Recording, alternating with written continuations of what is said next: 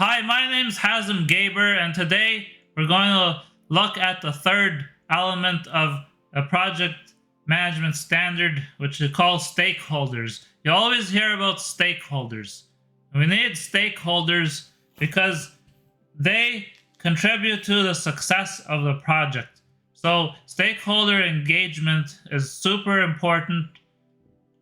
We're going to learn how to engage them proactively.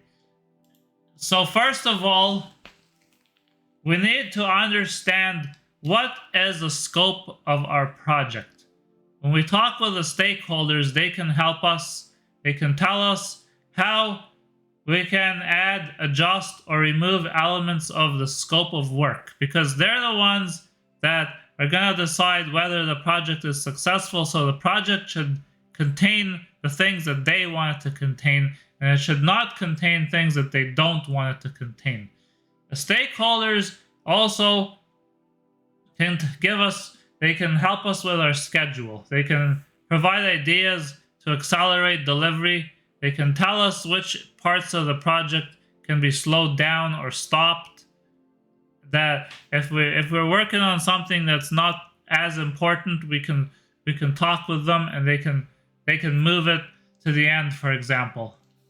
They can also help us reduce or eliminate expenditures by adding requirements or restrictions that could, or they could add items that increase the cost of our project. So we have to be careful. We need to make sure to talk with the stakeholders early on, because if they require something, then that might result in increased costs that we need approval for right away.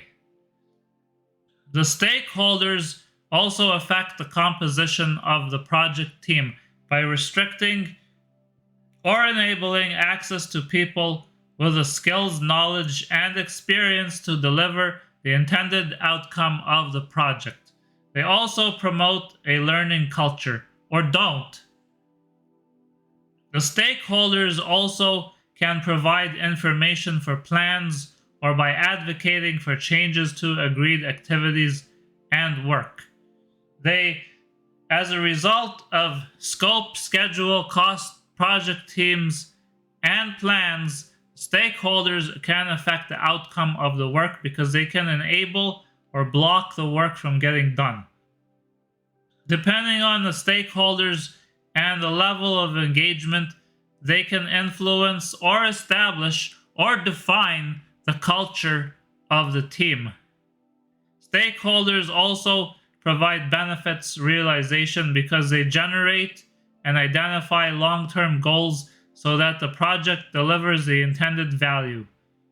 Stakeholders define the risk threshold of the project, as well as participating in subsequent risk management activities.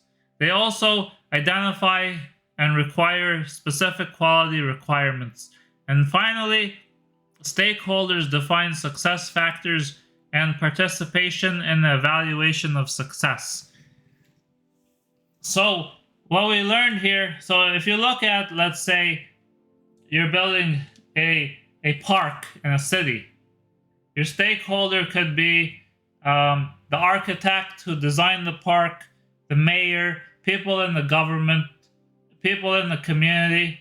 So the people in the government and the community, they're the ones who are telling you what they want in the park, and they're telling you how it's going to get built, what pieces are needed, how much time it should take to get done, what the budget is. So they're the ones who issue the permits, so they can completely derail your project. They can have unreasonable requirements. They can have an unreasonable cost estimate. They can have an unreasonable schedule, or they can help you out. They can tell you exactly what they need and which parts they need first. So maybe they want to put in some swings and some benches quickly, and then can worry about the rest later. So it's really important to work with your stakeholders. And we do that with what we call stakeholder engagement.